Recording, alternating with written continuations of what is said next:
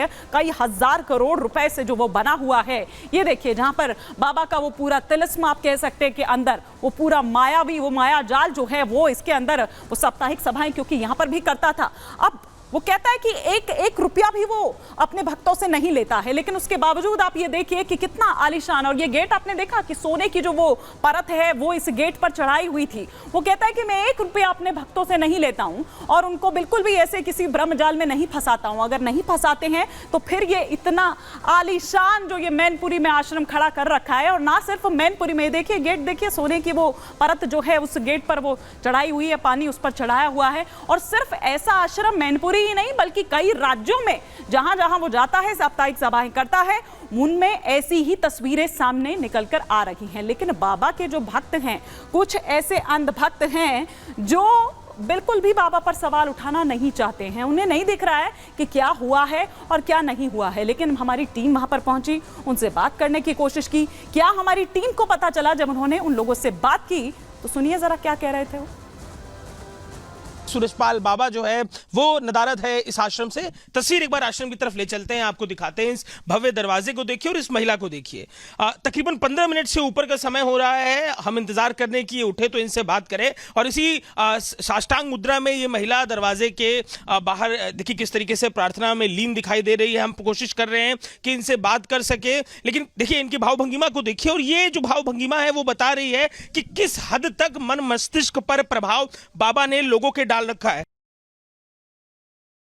बाबा ने जो परमात्मा है इनके पास आते हैं तो सब कुछ कष्ट सब परेशानी दूर हो जाती है। जैसे क्या कष्ट रहा आपका जो खत्म करा? हमारे कष्ट था, मैं पहले ग्राम हेमूपुरा तहसील फरीदपुर जिला बरेली में रहता था, तो मेरे कमर में बहुत जोर दर्द उठा था। मैंने सब डॉक्टरों के पास गया और मैं ठीक नहीं हुआ।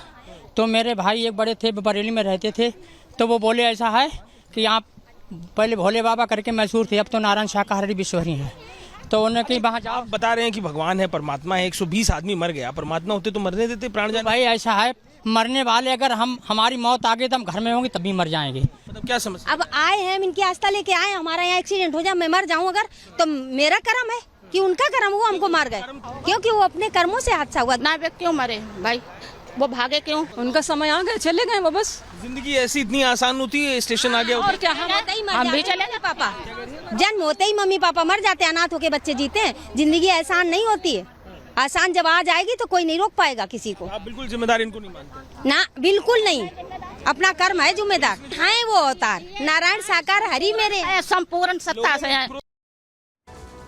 ये बिल्कुल बाबा की भक्ति में डूबे हुए हैं, अंधभक्त इन्हीं को कहा जाता है, आप यहाँ पर देख सकते हैं। लेकिन सूरजपाल ने अपना पाखंड का जो ये साम्राज्य है आखिर वो इतना बड़ा कैसे कर लिया? आखिर कैसे वो इन भोले भाले लोगों को अपने ब्रह्मजाल में फंसाता वो था, और कैसे वो तमाम बातें जो निकलकर यहाँ पर अब सामने आ रही है और कैसे उसने पूरा अपना ये साम्राज्य तैयार किया, ये भी इस रिपोर्ट में हम आपको दिखा रहे हैं। उन्होंने अपनी भतीजी को 2 दिन रखा अपने वहाँ गेस्ट हाउस में, वहीं रहना रहते हैं आश्रम में। कहाँ जिंदा किया उसने? वो तो खाली ढोंग उधरता था अपने, जिंदा कर दूंगा, नहीं जिंदा हुआ।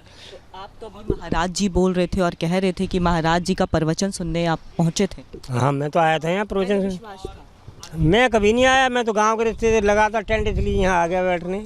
मैं कभी नहीं गया।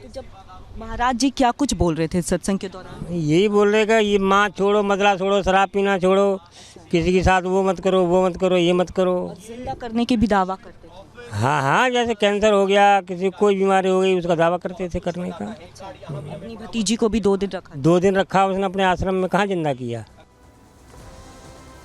तो ये वो लोग हैं जो बता रहे थे कि किस तरह से बाबा उनको अपने ब्रह्मजाल में फंसाता था। लेकिन हमारे 2 सहयोगी जो लगातार इस खबर पर तमाम अपडेट्स हम तक पहुंचा रहे हैं, वो रिपोर्ट्स जो आप तक हम पहुंचा रखे हैं। कोमल हमारे साथ जुड़ी हुई हैं, जतिन हमारे साथ जुड़े हुए हैं। लेकिन सबसे पहले मैं कोमल का यहाँ पर रुक करूंगी। कोमल, इतना सब कुछ सामने आ रहा है लेकिन तभी भी लोगों को विश्वास नहीं हो रहा है, क्योंकि लोग, मतलब आप सोचिए कि इस कदर उसका एक नशा कहिए, खुमारी कहिए कि उस बाबा की है, वो यकीन करने को तैयार नहीं है। लेकिन एक डायरी भी, जब आप अपनी रिपोर्ट करने रिसर्च करने गई थी तो एक डायरी भी सामने निकल कर आई थी। उस डायरी में और ऐसे क्या कच्चा चिट्ठा निकलकर सामने आया बाबा का? देखिए, सबसे पहले अगर हम इस पूरे घटना की बात करें तो घटना की वजह ये बताई भी जा रही थी कि एक ही गेट था, दरअसल मेन गेट ही बनाया गया था, एंट्री गेट भी उसी से थी, एग्जिट भी उसी से था। लेकिन ये जो दूसरा कार्यक्रम, जो डायरी, एक्सक्लूसिव डायरी जो हमने दिखाई, और दूसरा कार्यक्रम जो होने वाला था वो कन्नौज में होने वाला था, और वहां पे भी सेम टू सेम जिस तरह के टेंट यहाँ पे बनाए गए थे, जितने गेट की अरेंजमेंट यहाँ पे की गई थी, वही सेम अरेंजमेंट जो है कन्नौज में भी होने वाली थी। लेकिन ऐसे में सवाल गंभीर खड़े हो रहे हैं कि आखिर इतनी बड़ी लूप होल कैसे हो सकती है, और एक ही इंसान को टेंट का जो टेंट के लिए जिसे कॉन्ट्रैक्ट दिया जाता है, वो भी उसी ही, हर बार बाबा का सत्संग कहीं भी होता है उत्तर प्रदेश में, उसी को टेंट दिया जाता है, टेंट का कॉन्ट्रैक्ट दिया जाता है, और वो भी उसी समाज से आता है, जाटव समाज से आता है। ऐसे में बात करें तो देखिए, अगर इनके भक्तों की बात करें, जो अंधभक्त है जिनसे हमने भी बात की थी, इसके पहले भी हम लगातार रिपोर्ट दिखा रहे थे उनके आश्रम से भी, जब हम बात कर रहे थे तो वो ये भी कहते हुए कुछ उनके भक्त नजर आए थे कि शिव जी जो है वो भी इनको ही अपने परमात्मा मांगते थे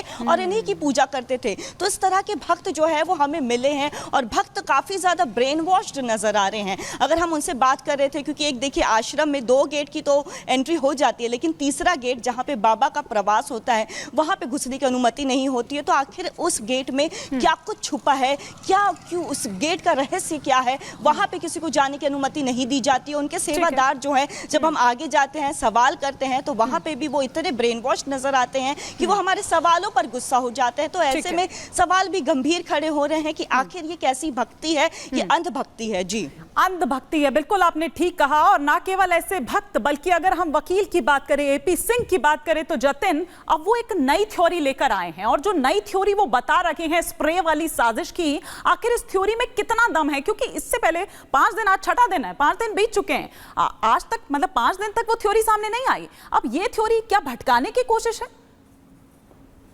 बिल्कुल, देखिए, एपी सिंह की जो थ्योरी थी उसको हमने हाथरस के एसपी से क्रॉस चेक किया। मैं काफी देर तक हाथरस के एसपी के पास मौजूद था, उनसे हमने बात की। उनका कहना था कि इस तरीके की अभी तक कोई जानकारी पुलिस के पास नहीं है। एपी सिंह को अगर ऐसा लगता है, वो कुछ साक्ष्य उनके पास हैं जो वो दावा कर रहे हैं कि 4-5 लोग विटनेस के तौर पर उनके पास हैं, तो वो पुलिस को सामने दे। लेकिन चौंकाने वाली बात क्या है इसको लेकर? चौंकाने वाली बात यह है कि जहां पर ये सत्संग हो रहा था वहां पर किसी भी तरीके का सीसीटीवी कैमरा नहीं था।